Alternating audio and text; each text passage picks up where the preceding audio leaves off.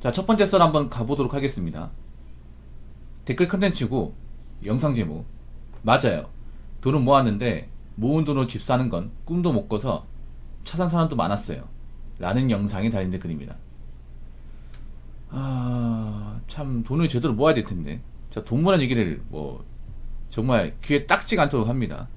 그래서 이제 이 얘기 좀 그만하면 안 되겠냐, 또 돈 얘기냐, 이렇게 좀 댓글로 짜증내신 분이 있는데 죄송합니다. 앞으로 계속 할 거예요. 하루에 몇 번씩 영상을 찍을 겁니다. 어쩔 수가 없습니다. 너무 중요하기 때문에. 네, 중요해요. 아니, 직장에 돈 모으는 거 말고 중요한 게 뭐가 있습니까? 그렇지 않나요? 솔직히 요즘에 걱정되는 게 돈을 제대로 못 모은 분들이 많아요. 심지어는 빚지는 분들도 많이 있습니다. 빚이 졌는데 못 갚고 빚이 쌓이는 분도 있습니다. 제가 자영업 많이 걱정하잖아요. 왜 걱정하냐? 자영업 하시는 분들이 이제 여유가 있는 분들이 그렇게 많지가 않아요. 그분들 입장에서 듣기 싫을 수 있습니다. 인정합니다. 제 얘기가 모든 사람한테 다 유익한 얘기는 아닐 거라는 거 저도 알고 있습니다.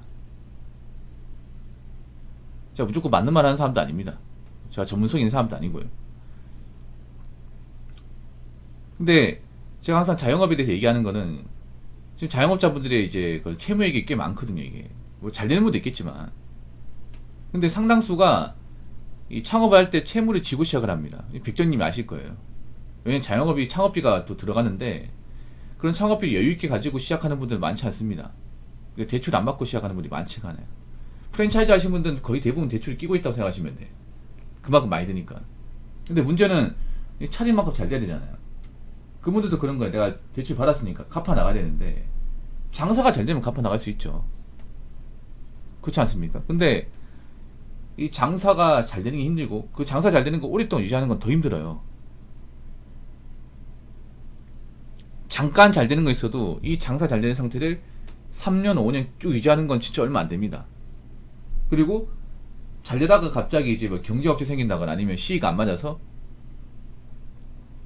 아니면 트렌드가 바뀌어가지고, 그런 이유로 이제 매출이 떨어져가지고 적자를 보는 것도 있어요. 적자를 봐버리면 그동안 벌어놨던 돈 까먹는 거야, 이게. 그런 집이 좀 있을 겁니다. 그런 분은 돈을 모으고 싶어도 못 모으는 분도 있을 거예요. 그리고 제가 안타까운 것 중에 하나가, 이건 좀 남자분들한테 많이 있는데, 뭐냐 하면, 남자분들 요즘에 돈을 모아서 이제 미래를 대비하기보다 이 자동차 쪽으로 가는 분들이 많아요. 자동차. 요즘에 자동차를 구입하는 사람들이 많거든요. 자동차를 구입하는 게 무조건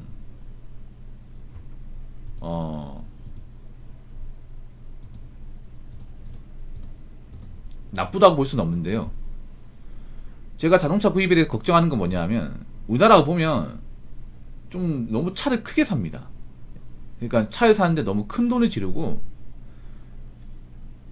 좀 자기 능력에 맞지 않게 좀 큰 차를 몹니다. 그래서 좀 이해가 안 되는 게, 우리나라 자동차 판매량을 보면 준대형 세단이 생각보다 많이 팔리고요. 그리고 중형 SUV, 중대형 SUV 이런 것들이 많이 팔립니다. 카니발 같은 차가. 카니발은 7인승 차량 아닙니까? 보통은 직원을 많이 태운다거나 사람도 많이 태운 목적으로 모는 차 아니에요? 근데 그런 차가 가족도 없는 사람들이 쉽게 모는 차가 아니잖아요. 물론 차 사는 사람 마음입니다. 내가 카니발에 몰든 내 마음인데 네가 뭔데 이런 거 가지고 뭘 하냐, 그럴 수 있어요. 근데 우리나라 보면 그래. 굳이 차를 사지 않아도 되는데 차를 산다거나, 아니면 굳이 큰 차가 필요하지 않은데 큰 차를 산다거나, 이런 경우 진짜 많아요. 진짜.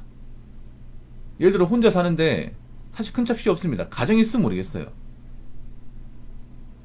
돈을 엄청 많이 벌면 모르겠어.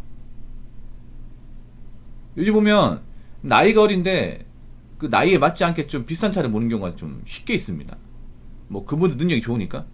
능력이 좋은 사람도 있겠지만, 여러분도 어린 시절 겪어봤잖아요. 어린 시절 능력 있는 남자들은 거의 없습니다. 거의 없어요. 대부분 사회초년생이거나 아니면 제대로 직장을 못 잡았다거나, 설령 직장을 들어가도 짬밥이 낮기 때문에 낮은 보수를 받는다거나 그런 경우가 태반입니다. 그러면 그런 이제 좀 덩치가 있는 차량을 몰기에는 굉장히 부담스러워요. 그리고 요즘 보면 좀 세단이나 좀 신형 SUV 같은 거 많이 보이죠. 많이 보입니다. 근데 난 어떤 생각 드냐면, 요즘 젊은 사람들이 돈을 모아서 차로 가는가 보다, 이런 생각이 많이 듭니다. 어떤 말이 드냐면 그런 거예요. 어차피 자기들이 버는 돈으로 아파트 사기에는 문제가 있으니까 차나 사버리자, 이런 마인드가 좀 있는 것 같아요. 다 그런 건 아니지만. 근데 이거 좀 안 좋은 거죠. 왜냐면 차는 절대 재테크가 될 수 없잖아요. 차는 사는 순간 중고가 되고, 이 중고는 반드시 떨어집니다. 그리고 2, 3년 지나면 페리브로 나오고, 또 2, 3년 지나면 풀체인지 모델 나옵니다. 매번 그랬잖아요. 매번. 한 번도 빠짐없이.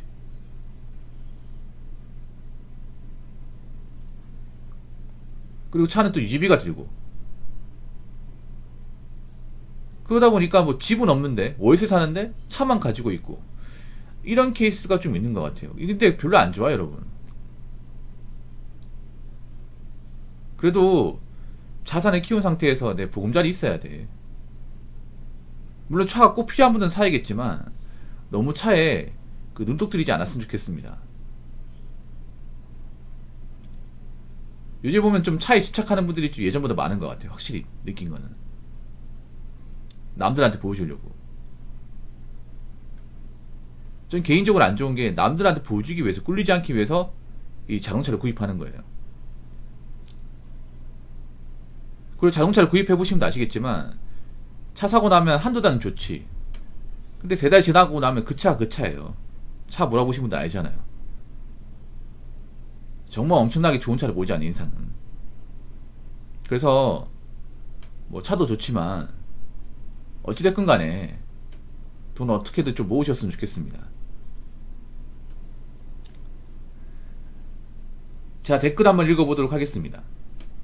젊을 때 저축 안 해놓으면 늙어서 폐지 줍고 다닙니다. 삶이 지옥입니다. 요즘 폐지 1kg에 50원입니다. 그 말 듣고 충격 먹었어요. 사람들이 왜 길거리에 보면 그 노상에 그 끌카나 이제 수레 같은 끌면서 파지 주는 이제 어르신들 쉽게 볼 수 있습니다. 굉장히 쉽게. 사람들이 그런 거 보면 어떤 생각이 드냐 하면, 아, 왜 저 어르신들은 노후대비 못해가지고 파지를 주는 걸까? 아니면 나도 돈 없으면 나이 먹어 저렇게 살겠지? 이런 생각을 가진 분도 있어요. 안타깝게 보는 분들. 물론 나이 드신 분들이 밖에서 이제 날씨가 안 좋은데 막 이렇게 죽고 다니는 거 보면 사실 저도 마음이 안 좋아요. 안 좋은데, 사람들이 오해하는 게 있어. 그분들이 뭐 돈이 없으니까, 노후대비 못했으니까 파지를 줍는다. 물론 그런 분도 있겠지만 생각보다 상당수의 분들이 노후대비 다 돼 있습니다. 사실 파지를 안 줘도 돼요. 착각하는 게 있어. 제가 몇몇 분들한테 물어봤거든요. 그 할머니 분들한테 파지를 왜 주시는 건지 물어봤어요. 그분들 얘기를 들어보면 그분들 그런 거야. 심심해서. 그분들도 파지가 돈이 안 된다는 거 다 압니다. 왜냐, 파지를 갖다 팔아본 적이 있잖아요.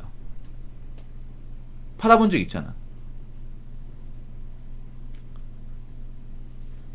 하루 왼종일 그 파지를 가지고 있으면, 그러니까 파지를 이제 주워가지고 모으면 그 갖다 줘도 한 3,000원 이상 받기 힘들어요. 3,000원.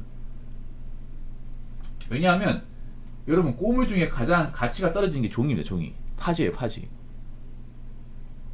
값어치가 떨어지는 게. 값어치가 가장 좋은 거는 구리입니다. 구리. 예. 구리는 부르는 게 값이에요.